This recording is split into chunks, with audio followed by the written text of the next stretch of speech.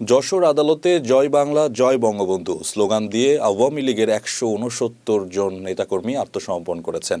রোববার সকালে যশোর আদালতের জেলার ৩ উপজেলা থেকে এসব নেতাকর্মী স্বেচ্ছায় আত্মসমর্পণ করেন। আত্মসমর্পণের পর বিচারক তাদের কারাগারে পাঠানোর নির্দেশ দেন। এ সময় তারা স্লোগান দিতে দিতে পুলিশের প্রিজন গাড়ির দিকে এগিয়ে যান। তাদের স্লোগানে প্রকম্পিত হয়ে ওঠে আদালত চত্বর। আদালত ও পুলিশ সূত্রে সত্যতা নিশ্চিত করা হয়েছে। রোববার যশোর সদরের ২০ জন, অভয়নগরের ১০৫ ও বাঘারপাড়ার ৪৪ জন সহ মোট ১৭৯ জন আওয়ামী লীগের নেতাকর্মী আদালতে আত্মসমর্পণ করেছেন।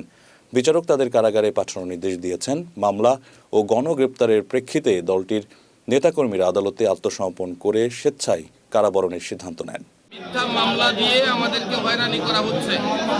আমাদের বিপুল সংখ্যক নেতা কর্মীদের ঘর বাড়ি ভেঙে দেওয়া হয়েছে, দোকান পাশার লুট করেছে এবং বিভিন্ন নেতাদের বাড়ি ঘরে হামলা করছে। আমরা কেউ বাড়ি ঘরে থাকতে পারছি না। আমাদের মা বোনেরা বাড়িতে নিশ্চয়তায় তারাও ঘুমাতে পারছে না। আমাদের না পেয়ে বাড়ি ঘরে যে আমাদের মা ছেলেদেরকে হুমকি ভয়ভীতি দেখাচ্ছে এবং